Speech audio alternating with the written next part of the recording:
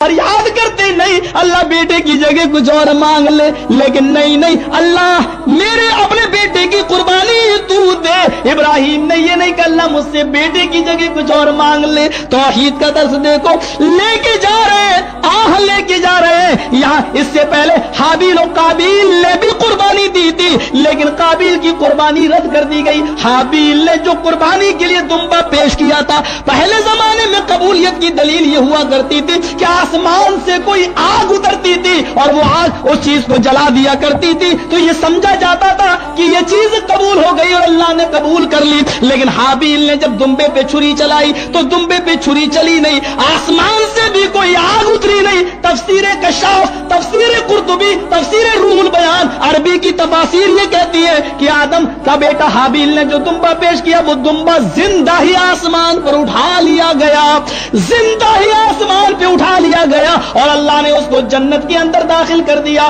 وہ اسی جنت میں چرتا رہا، کھاتا رہا، پیتا رہا، ٹہلتا رہا۔ یہاں ابراہیم اپنے بیٹے کی کو لٹا دیتے ہیں، جب کہا اے ابو جو حکم آپ کو دیا گیا ہے آپ جلدی کر ڈالیے، اس کام کو جلدی کریے، اس لیے کہ انشاءاللہ آپ مجھے صبر کرنے والوں میں سے پائیں گے۔ پھر قرآن کہتا ہے وَتَلَّهُ لِلْجَبِينِ، پیشانی کے بل پچھاڑ دیا۔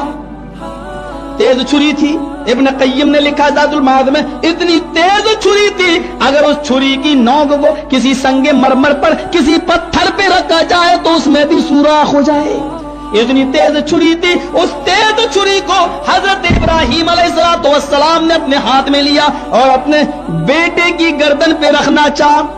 بیٹا گویا ہوا، بیٹا بولا۔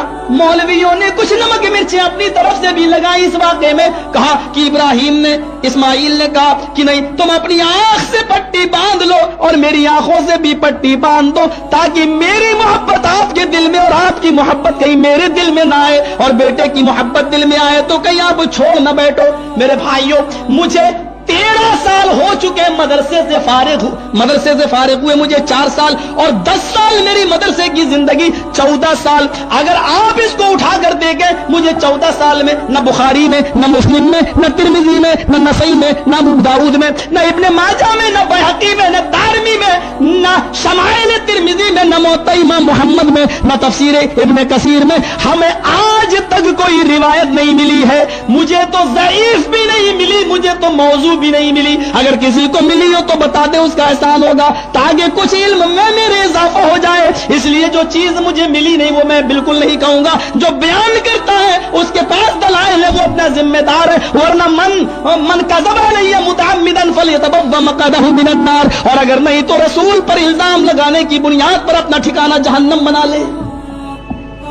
مجھے نہیں ملی، مجھے جو چیزیں مستدامت میں ملی وہ یہ کہ بیٹے نے کہا اے ابو جان میرے ان ہاتھوں کو اس رسی سے باندھ دو جس میں آپ کپڑے سے چھری لپیٹ کر لائے ہیں، کیونکہ جب آپ چھری میری گردن پہ چلائیں گے تو میں تڑپوں گا، میں پھڑپڑاؤں گا، ہاتھ کھلے ہوں گے تو کہیں میں گردن تک ہاتھ نہ پہنچا دوں اور آپ کے کام میں کہیں رکاوٹ نہ بن جاؤں۔ باپ نے رسی اٹھائی اور پیچھے سے ہاتھ کو باندھ دیا۔ بیٹے تم اللہ کے حکم کو پورا کرنے میں میری کتنی مدد کر رہے ہو، ابو میرے پیروں کو بھی باندھ دو، پیروں کو بھی باندھ دیا۔ پھر چھری چلانے والے ہوئے کہ بیٹا بولا اے ابو جان میرے سر کے نیچے جو چادر رکھی ہوئی ہے اس چادر کو نکال لیجئے، اس لیے کہ یہ خون میں سن جائے گی، خراب ہو جائے گی، اور خون ناپاک ہوتا ہے۔ یہ چادر میرے ٹھنڈا ہو جانے کے بعد کفن کا کام دے گی اور اس چادر کا کفن بنا کر مجھے زمین میں دفن کر دینا۔ یہ الفاظ مسند احمد میں۔ پھر کہا اے ابو جان میرے پیٹھ سے، میرے جسم سے اس کرتے کو بھی اٹھا لیجئے، کہیں میری ماں کو یہ ہدیتاً یا تبرکاً دے دیجئے، جب میری ماں کو کبھی میری یاد آئے تو اس کرتے کو دیکھ کر وہ مجھے یاد کر لیا کرے گی۔ میری ماں سے میرا ہدیہ سلام پیش کرنا۔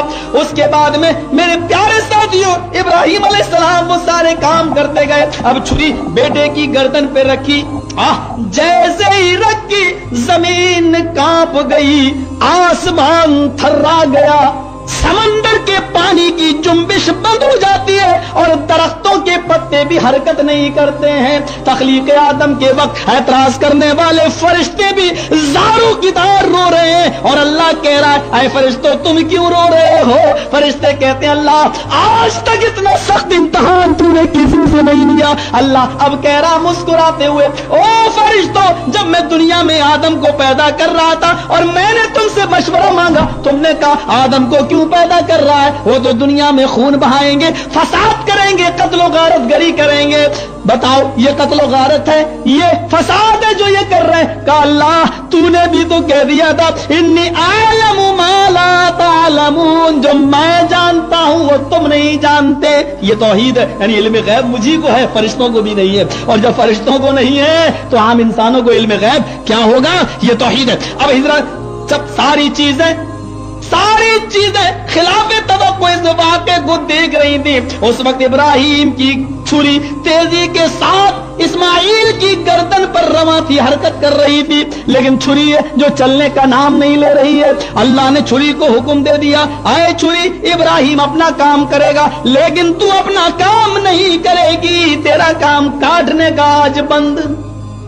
ابراہیم تیز کرتے ہیں چھری پھر چلاتے ہیں پھر تیز کرتے ہیں اور تیسری مرتبہ میرے پیارے ساتھیوں البانی نے ناصر الدین البانی نے ان جملوں کو صحیح قرار دیا اور یہ حدیث مسند احمد میں جیسی چھری چلائی تو ابراہیم کی زبان سے تیسری مرتبہ میں جملہ نکلا اللہ اکبر اللہ اکبر. اسماعیل جو چھری کے نیچے تھے ان کی زبان سے جملہ نکلا لا الہ الا اللہ واللہ اکبر. ابراہیم و اسماعیل کے زبان سے نکلنے والے ان جملوں کو جب فرشتوں نے سنا تو کہا اللہ اکبر وللہ الحمد. اللہ کو یہ جملے اتنے پسند آئے کہ جناب محمد رسول اللہ نے بھی ایک تاریخ سے لے کر 13 تاریخ کی شام تک انہی تکبیرات سے اپنی عیدگاہ کو مزین کیا اور چلتے پھرتے 1 سے لے کر 13 تک بہت سے لوگ 9 سے بھی پڑھنے کے قائل ہیں اور اس کی بھی روایتیں ملتی ہیں لیکن جہاں تک میرا اپنا ذاتی مطالعہ ہو سکتا ہے کہ میرا مطالعہ ناقص اور میں وہاں تک نہیں پہنچ سکا مجھے یہی ملا کہ 1 تاریخ سے لے کر 13 تاریخ کی شام تک یہ تکبیرات پڑھتے رہنا چاہیے. یہ اللہ کے نبی کو بھی پسند آئی. اب دیکھیے میرے بھائیوں ابراہیم تو بار بار چھری چلا رہے آواز آتی ہے بس. ابراہیم نے ذرا جنگل میں آواز دیکھی یہ کہاں سے آواز آ رہی ہے. جب آواز پہ کان لگایا تو آواز آ رہی تھی وَنَادَيْنَاهُ يَا إِبْرَاهِيمُ قَدْ صَدَّقْتَ الرُّؤْيَا إِنَّ كَذَلِكَ نَجْزِي الْمُحْسِنِينَ. بس کر ابراہیم تو نے اپنے خواب کو سچا کر دکھایا. پیچھے مڑ کے دیکھا تو دمبا ذبح پڑا ہے.